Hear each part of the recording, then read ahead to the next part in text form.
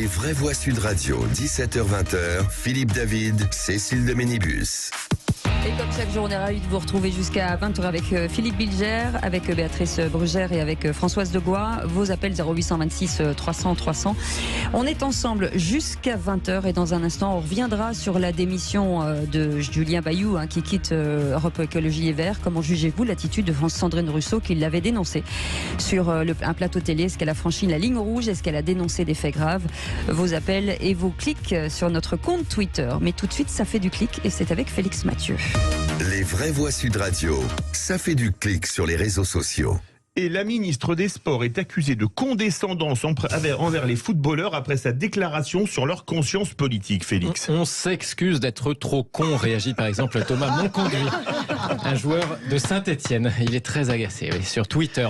En gros, écrit-il, la ministre nous dit « tape dans le ballon et ferme ta gueule ». Voilà, les propos incriminés, ce sont ceux d'Amélie Oudéa-Castéa, invitée chez nos confrères de France Inter. La ministre des Sports, interrogée pour savoir si les footballeurs devraient monter au créneau à propos de la Coupe du Monde au Qatar. Il faut bien laisser aussi les joueurs au bon niveau, ni trop peu.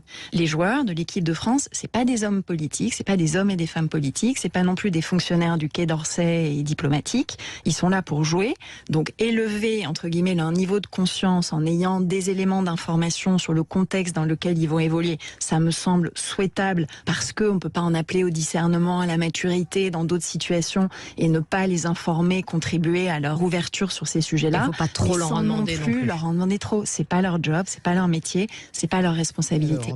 Quelle honte, non mais vraiment. Je comprends mal où elle dit sans ciller que les joueurs de l'équipe de France sont des débiles. C'est la question que pose Zouz sur Twitter. Traduisons-la, renchérit Daddy Cool. S'ils font du foot, c'est que ce sont pas les couteaux les plus affûtés du tiroir. Ah, c'est joli, c'est voilà. marrant. Et Thomas Monconduit, le Stéphanois, d'ajouter « Il est évident qu'avec ce genre de mentalité, on n'avancera pas. Nous, on veut bien prendre de bonnes décisions pour l'avenir de notre planète et vous n'êtes pas foutus de le faire, merci les politiques. À moins de 2 mois de cette Coupe du Monde au Qatar, pour rappel, Amnesty International avait dénoncé le silence assourdissant des Bleus quant aux droits humains bafoués sur place avec des travailleurs étrangers quasiment réduits en esclavage, morts d'épuisement, polémique écologique aussi sur ces stades climatisés.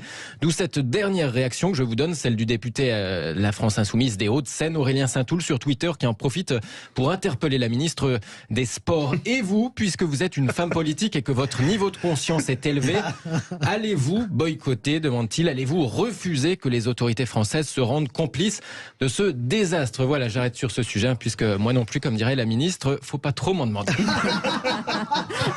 Et pourtant, vous ne jouez pas au foot. Non, Donc vous avez un plus déjà. Ouais, c'est ça. Allez tout de suite le premier grand débat.